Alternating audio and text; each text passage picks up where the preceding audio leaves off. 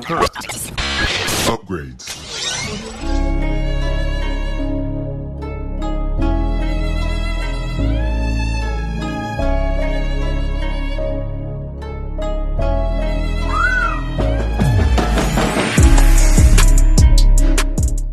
Hey everybody, this is Jorge from TeamJVS giving you a quick review of Guardians of the Galaxy Volume 3.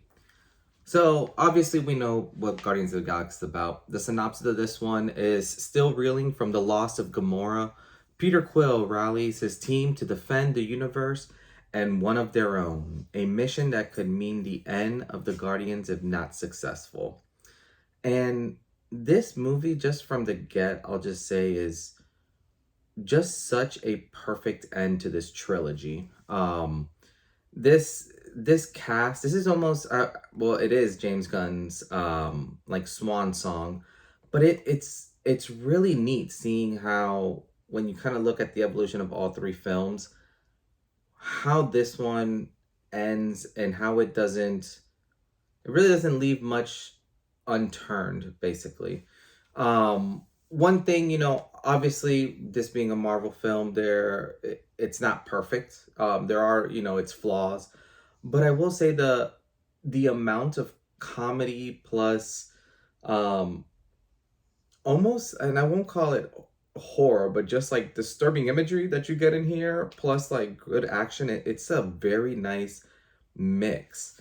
I will say, some of the new characters that they introduce in this film are unique. So the High Evolutionary, he's a very unique character.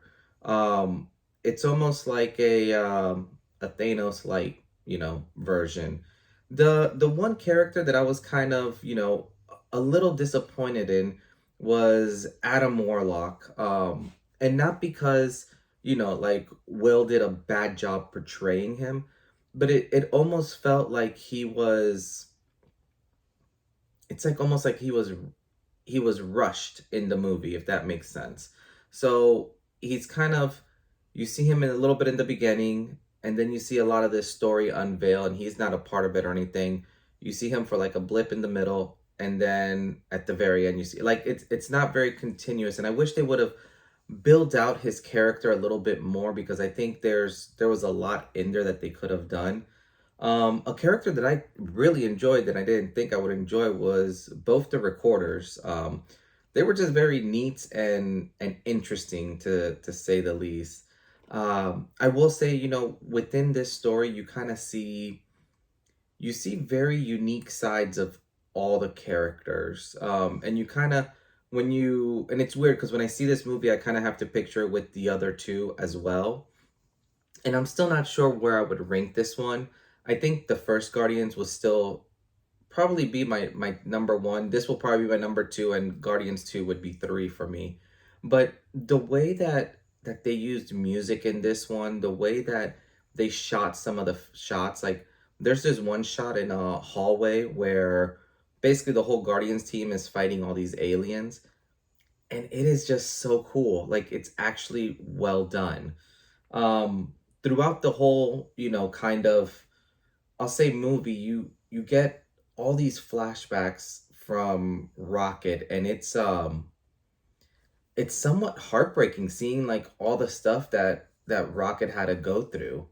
You do kind of have, obviously, I guess I'll call her New Gamora, is there, which it's kind of neat when I just think about it being an actor, and, you're used to playing one character and you've developed this one character, and now you kind of get to play a completely different version of this character.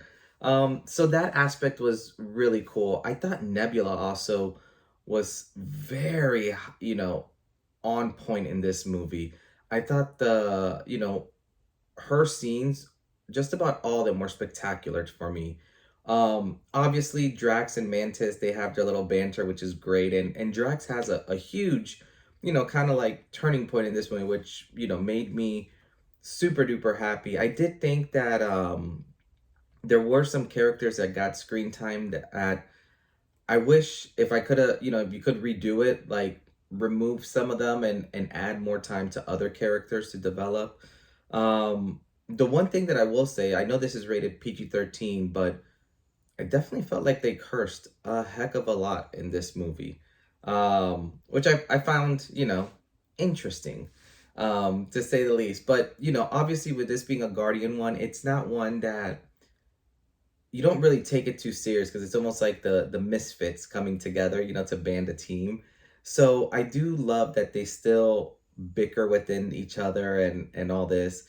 Um, I think at the end of it, I would say this was, like I said, this was just a perfect ending to this kind of arc.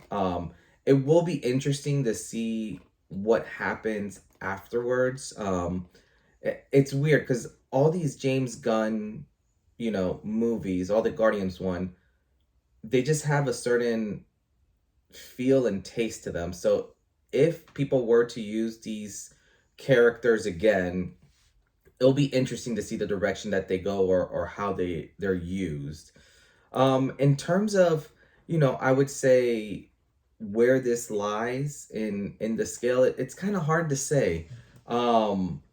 Being, and I hate saying being a Marvel movie, but like being a comic based book movie, obviously it's not like Oscar winning. Like don't let's not get it twisted here. But I would say, I'd give this probably a solid 8 out of 10. It was enjoyable, it was fun. Your emotions are going to be all over the place throughout the movie, which, was done so tastefully and so well. There's moments where you're laughing, when you're clapping, when you're excited, and there's moments where you're just like heartbroken, which I find, amazing that you're able to encompass all of that in just one movie. I will say there are two after credit scenes. Very well worth it to stay for them. Actually, pretty hilarious and funny. But overall, I'm very excited to see what comes from all of this. Like where they take, like what comes next. Because it'll be difficult to just kind of see these characters off and just kind of let them ride into the sunset. But overall, I very very pleased with how they ended this one. And if they ever make another Guardians, great. And if they don't, it's also okay. Like this it was closed out that well. But let me know if you guys have seen it. Let me know your guys' thoughts. As always, this is Jorge from Team JVS, and we'll see you next time. Peace.